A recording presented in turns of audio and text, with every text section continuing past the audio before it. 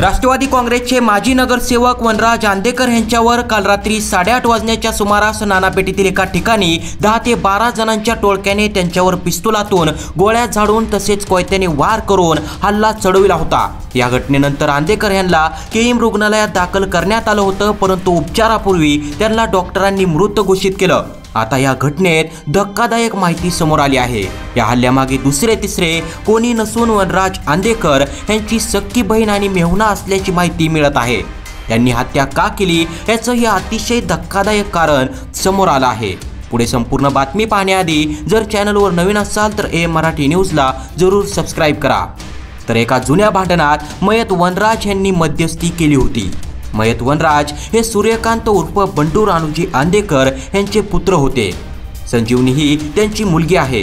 जयंत कोमलकर हा जावई आहे। आरोपींचे 1 सप्टेंबर रोजी आकाश सुरेश परदेशी यांच्याशी वाद झाला होता। आरोपी तक्रार देण्याकरिता समर्थ पोलीस ठाण्यात गेले होते। त्यावेळी शिवम आंदेकर व वनराज आंदेकर हे देखील पोलीस ठाण्यात गेले। तेथे आरोपी संजीवनी व जयंत यांनी आकाशला मारहाण केली। हे भांडण शिवम आंदेकर यांनी सोडवले।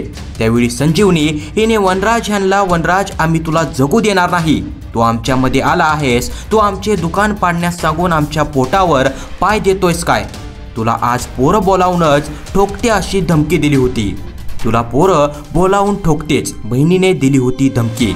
गणेश कोमलकर हा आंदेकर यांचा जावई आहे।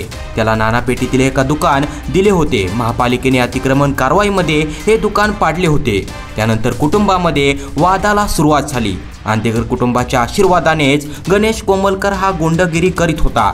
गणेश कोमलकर याने स्वतःची गँग तयार केली होती। एका भांडणामध्ये मध्यस्थी करून भांडणे मिटवल्याच्या रागातून तसेच दुकानाचे अतिक्रमण पाडायला लावल्याच्या रागातून बहिणीने वनराज यांना तुला पोरं बोलावूनच ठोकते अशी धमकी दिली होती।